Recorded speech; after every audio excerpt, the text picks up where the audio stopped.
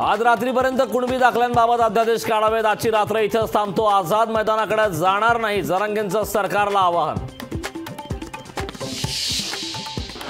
लोकशाही मराठी वृत्तवाहिनीचा चौथा वर्धापन दिन, दमदार जोरदार बातमीदारीचा वर्षचार।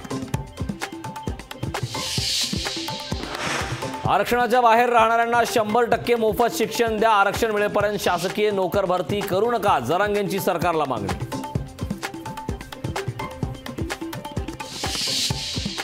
शनिवारी 12 वाजेपर्यंत अध्यादेश द्या, नाहीतर आझाद मैदानात जाणार, जरांगेंचं सरकारला अल्टिमेटम। GR दिला तर गुलाल उधळायला आझाद मैदानात जाणारच, जरांगेंचा पवित्रा। आरक्षणाबाबत कुणाला डाव साधू द्यायचा नाही, आरक्षण घेऊनच राहायचं, जरांगेंचं समाजाला आवाहन। तर 54 लाख नोंदी आणि त्यांच्या सगळे सोयऱ्यांना दाखले मिळावेत, जरांगेंची सरकारकडे मागणी। छगन भुजबळ हे उसना अवसान आणून आरक्षणाच्या विरोधात बोलत होते, पण उसना अवसान आणून लढाई जिंकता येत नाही, भास्कर जाधवांचा भुजबळांवर निशाणा।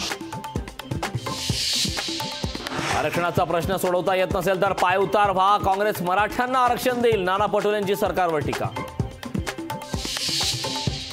मागणी संविधानाच्या कक्षेत आहे का याचा विचार जरांगेंनी करावा, ओबीसी नेते तायवाडेंची आंदोलनावर प्रतिक्रिया। सगळे सोयरे संदर्भात सरकार निर्णय घेऊ शकत नाही, आईकडची जात ही मुलांना लागत नाही, तायवाडेंचं स्पष्टीकरण। भव्याच्या जागा वाटपाचा पेच कायम, बैठकीत 48 पैकी 30 जागांवर सहमती, 18 जागांवर चर्चा सुरू। शिवसेनेकडील 5-6 जागांवरून आघाडीत घासाघीस।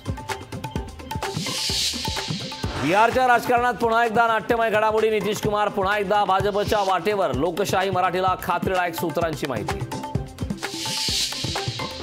अर्धे वकील सागर बघायला येतात आणि मार्गदर्शन घेऊन कोर्टात जातात, सुप्रिया सुळे यांचं नाव न घेता देवेंद्र फडणवीस यांच्यावर निशाणा।